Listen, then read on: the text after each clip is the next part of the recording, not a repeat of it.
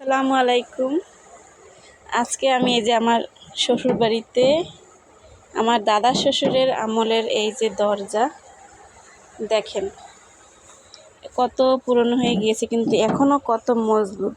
আর এই দরজার ভিতরে প্রত্যেকটা এই যে এসে একটা একটা করে লোহা দেওয়া আছে, কত নিখুঁতভাবে কাজ করা আছে।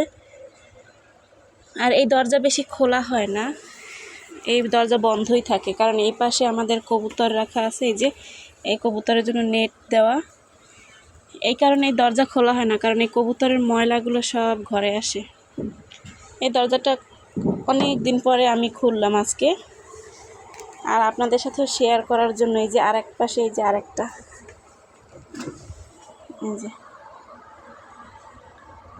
এখন আসলে এই যুগে কেউই এইভাবে দরজা বানায় না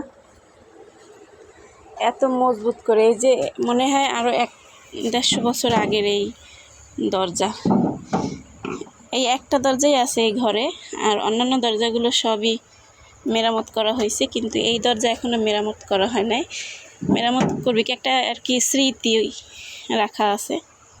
তবে এবারে হয়তো আমাদের এই ঘর যখন মেরামত করবে তখন এই দরজা নাও থাকতে পারে, সেজন্য একটা স্মৃতি রেখে দিলাম আর আপনাদের সাথেও শেয়ার করব। কার কার বাড়িতে এমন পুরনো দরজা আছে সবাই আমাকে জানাবেন, ভিডিও করে সবাই শেয়ার করবেন। এখান থেকে একটু পড়ে গিয়েছে, এই যে এভাবে পুরো দরজায় ছিল। এই যে এই জায়গাটা ফাঁকা, আবার এই দরজাটাই আছে এই যে। আর বাইরে প্রচুর কাদা, এই জন্য আমি বাইরে নামতেছি না, বাইরে গেলে সুন্দরভাবে দেখা যাইতো।